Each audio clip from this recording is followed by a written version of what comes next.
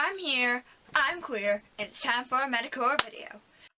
Insert snazzy intro here, cause I'm not talented enough to create one. Yeah! Hey guys, so today I'm going to be doing 10 lesser known sexualities for part of my series on lesser known LGBT.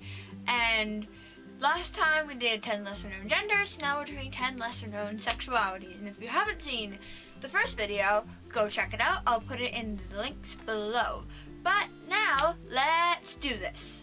Okay, so I've got my handy dandy sketchbook, which is also full of video ideas and information. And first sexuality we have, which is a more well-known, lesser-known one, is pan, which is attraction to all genders. So for example, I'm panromantic, so I am romantically attracted to all genders. And then next up, we have poly, which is attraction to some genders, but not all genders.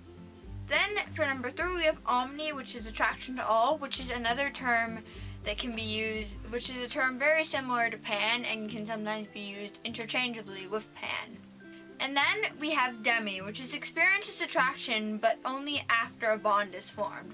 So if you're demisexual, you'd only be sexually attracted to someone after you had a deep emotional bond with them. Next up, we have gray, which is rarely experiences attraction. So for example, I personally am gray romantic, so I rarely experience romantic attraction, and someone who's gray sexual would rarely experience sexual attraction. Following that, we have QPO, which does not experience attraction but desires a relationship. So if you were QPO romantic, you would not experience romantic attraction, but you would desire a romantic relationship. And if you're QPO sexual, you would not experience sexual attraction, but you would desire a sexual relationship. For number 7, we have reciprosexual, or recipromantic, which is someone who only experiences or reciprocates attraction when finding out someone is attracted to them. So if someone was recipromantic, they would only be attracted to someone after finding out that person was romantically attracted to them. Next, we have litho, which is experiencing attraction but not wanting it recuperated. For number 9, we have queero-romantic, or WTF romantic. Now this one is a bit complicated, so I'm going to read the definition off of Wikia, so just give me a sec here.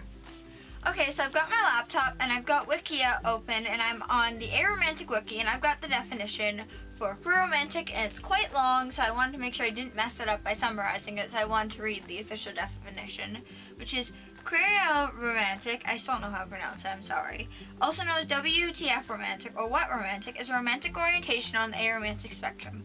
The coiner of the queero prefix,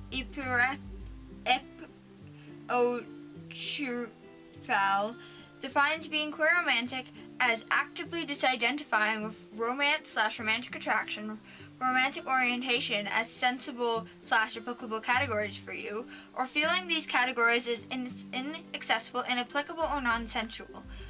Coe sees queero as challenging the idea that these concepts are universally applicable and relevant. Queer-romantic is more generally described as being unsure if you experience attraction or not, being unable to understand attraction as a concept or feeling, feeling the concept of attraction to be inaccessible, inapplicable, or non-sensual, being unable to define romantic attraction, so unable to say whether or not you experience it, having a hard time distinguishing romantic attraction for other types of attractions, or being unable to distinguish them at all. For example, you can't distinguish romantic feelings from platonic, or you have a hard time distinguishing romantic feelings from sensual feelings.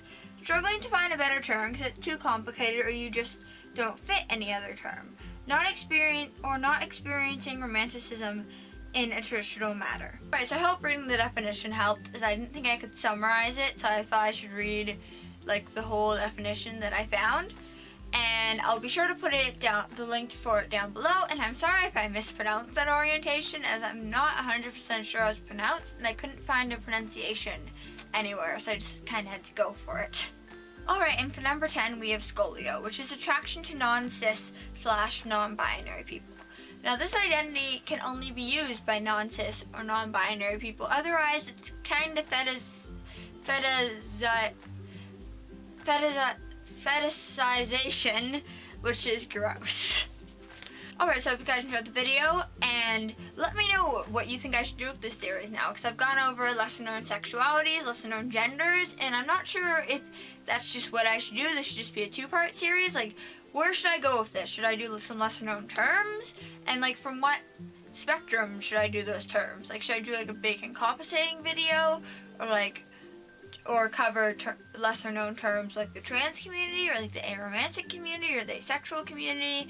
Like, what should I do? So let me know in the comments below where you think I should go with this series, or if you think the 10 lesser known sexualities and genders was enough, because I want to know what you guys think. I'd love to continue this if there's a direction where I could go with it. And as always, be sure to like and comment and subscribe. And until next time, I was here. I'm still consistently queer. Hope this wasn't too medicore a video. Snazzy outro music. Snazzy outro music. Snazzy outro music. Please subscribe.